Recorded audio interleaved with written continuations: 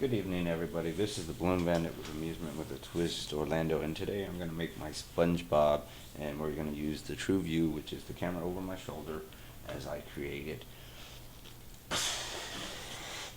I go about 5 off the end, and we're going to tie it off. Okay, I start out with a hand length bubble, followed by an ear twist, followed by a semi-open, semi-closed hand, then followed by an ear twist, and then again I measure my balloons to make sure that my hand distance is about the same whenever I make something. So once I get that, then I'm going to break it off. I don't need that piece of the balloon. Okay. Now this is the top part of my SpongeBob, and it's about equal. That's the hardest part of this whole design, is to try and get that equal. Next, I'm taking a white 260, and I'm going to make a bubble that's about the size of the bubble that's here. And as you notice, the balloon did move. Depending on how you tie this knot, that balloon may slide up a little on you. So you gotta watch that. Ear twist right here. I'm gonna come back. I'm gonna do it. Ear twist right here. And Kitty, I'm gonna knock you out. I didn't put it there for you to swat at. Okay, and then I'm gonna break it off, but I want to save it, because I need to make 2 more pieces with this white balloon here. So I'll stick that under my arm.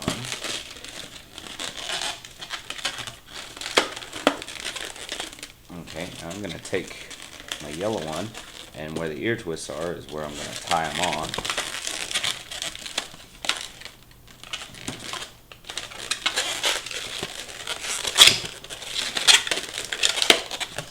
You should have something that looks like this. Okay. Now I'm going to take about a 3-finger bubble,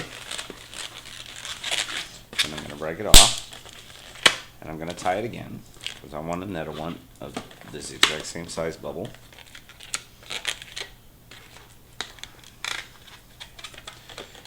And you are seeing what I'm seeing as I'm creating this. As you can see, I line them up side by side and look at them and say, oh, let it go. I wasn't supposed to let it go. Okay, gotta bring it down just right there. So they're about the same size now. And then just sticking your fingers in there and just whack it off. If you have a little bit of a fingernail, it works a little easier than just having plain old fingers, because it does hurt sometimes when you do that. So now you have your 2 bubbles there. Then I move to the black one next, which is a black 260, onyx black. You can leave quite a bit on that. I've got to get 2 different ones out of this, so I want to start out with pedal twist, and it's about the length of my hand. As you can see, it just fits inside my hand. And then I want to put an ear twist right here, and then I'm going to break that off, and then I'm going to tie it. Okay, and then I'm going to tie this one just on the off chance it comes undone, and then I'll lose my ear twist and then my foot eventually. Okay, so now we're going to make another one, and again it fits just inside my palm. And do another one, ear twist, and break it off. The rest of that balloon is not usable, or usable if you keep scraps. I don't keep scraps. I give my clients 100% of the balloons I use. I don't use scraps to say, oh, I'm saving money or whatever, because I'm in it for the art of it. I'm not really in it to try and save money, especially when I'm I want to have my products the same and look really good. So, okay, now we're going to take our brown one. Our brown 260, we're not really wanting to inflate it more than, say, halfway to maybe between halfway and 3/4 of the way, because you're going to do a lot of twists on this one. As you can see, I've left probably good distance of balloon there. So you got 5, probably 10 fingers from the end or better, because this one you're gonna have a lot of twists. And we're gonna start out. We're gonna make 3. Oh, let me put that to the side for a minute. We're gonna make 3 small bubbles. 1, 2, 3. And they're all about the same size. Let's say maybe an inch or so. And then we're gonna make an ear twist at the 3rd. And Kitty, you're gonna make me mad. And then we're gonna go back to the first bubble, and we're gonna ear twist that one also. So you'll have an ear twist, a small bubble, ear twist. Then we're gonna do a hand size bubble, followed by ear twist and ear twist. So you're gonna have 2 ear twists. So 1. And I don't twist it more than the 1 time around, because I don't need to. This one, you'll twist it at least twice, and that'll lock that in place. Now, I take this and I'll lay it down, and then I squeeze it down with my palm and make my bubble. And then when I'm doing this, I'm actually rolling up under that ear twist, come around until I'm to the other side. Okay, so now I have one side of his pants, his legs going up and down, and now I'm moving to the other side by putting about a 1-inch bubble, followed by an ear twist. I usually go about 2 times around, because once I add the other piece, then it makes it different. Now I'm going hand size bubble, followed by 2 ear twists. At this point, your balloon may go a little soft on you when you're trying to make these bubbles, so sometimes it's easy to hold the other end of the balloon, depending on how much air you got in it, because I've found sometimes it shifts like all the way to the other end of the balloon, and and I just want to roll that right in there. And now I have 2 legs. And be careful when turning these ear twists or spinning these, because sometimes you'll clip that ear twist and pop it. Okay, so I'm going to make a small bubble, followed by an ear twist. So it's another bubble the same size. And just twist it over. And now you can do it 1 of 2 ways. You can either squeeze it all the way down and pop it, or you can clip it on the end. That's up to you.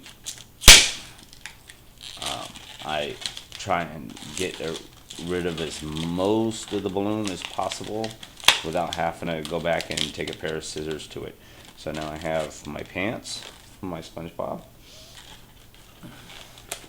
And remember, this is a look-alike. This is not SpongeBob SquarePants. It is just a look-alike of the SpongeBob.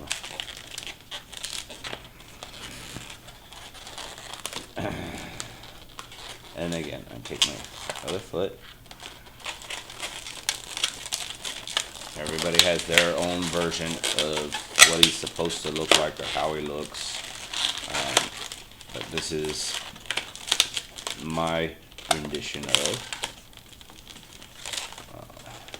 He's a combination of my design and another artist's design. Okay.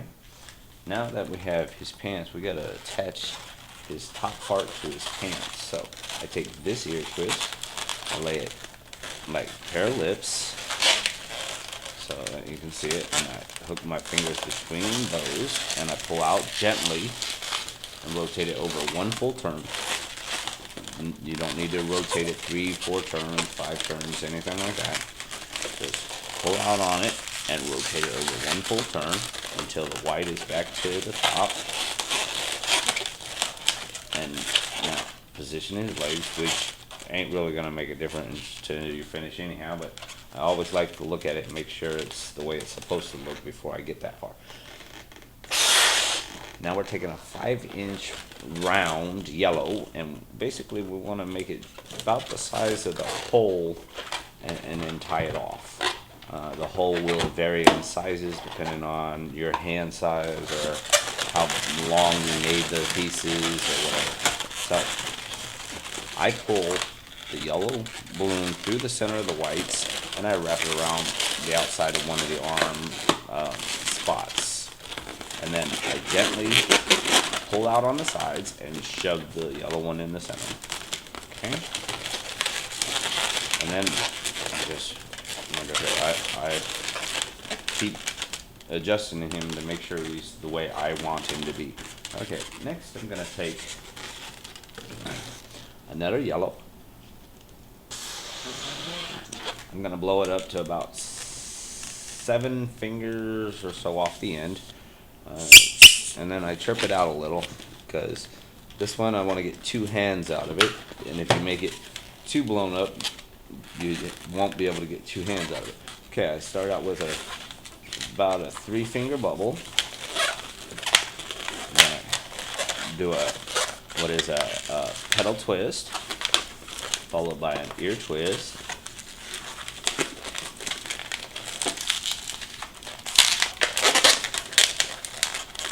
And that's going to be the start of my hand. Then I go to about a hand-length bubble.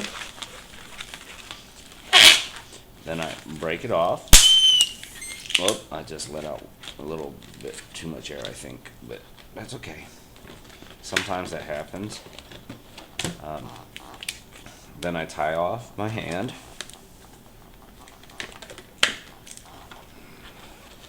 Now I'm going to make another three-finger bubble, followed by petal twist, followed by an ear twist,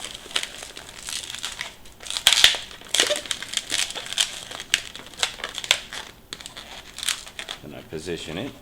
Okay, now I should have 2 of them approximately the same size, and then I take that last little bit just to make sure that they're even, and I squeeze it down and just rip out the end, and then I tie it off. Okay, so now I have my 2 hands. I'm going to take it and I'm going to pull it down and just wrap it up under and then over and then under. You can wrap it around 2 or 3 times, but I wrap it around like 1 good time, and then I take the arm and go the opposite direction of the way I was wrapping, and that pulls this balloon tighter that way, is why I do it. You could have his arms like semi-loose if you wanted. That's all up to you. I like to make them nice and tight. For some reason, it gives a good look to your balloon when you do it. So I went that way, and now I'm going to take this arm and I'm going to pull out gently and then rotate it into place. And now I have my look-alike balloon here. Positioning, okay. Usually I don't add the arms before I draw his face, because it's just all in the way when you're drawing on him. Okay, so give me just a second here.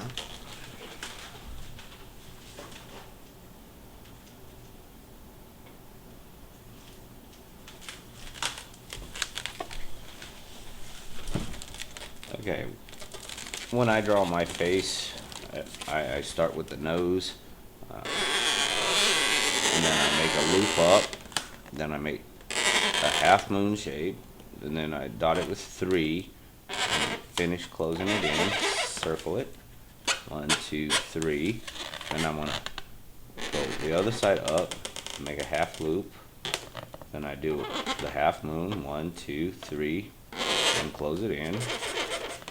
Then 1, 2, 3. They don't have to be straight or any direction or anything like that. Then I make like a small semi-moon, small semi-moon, and I make a semi-down and connect the 2. And I go 1, 2, Then I make a bigger moon shape, like that. Okay. And then I go make a diamond shape and follow it out a little, square it off, follow it out, straight down, come down, up, down, just like that. Then I just 1, 2, 1, 2, 1, 2, and that is how I make my version of the bob. Okay, so that's my bob. Hope you guys enjoyed him. Have a great one.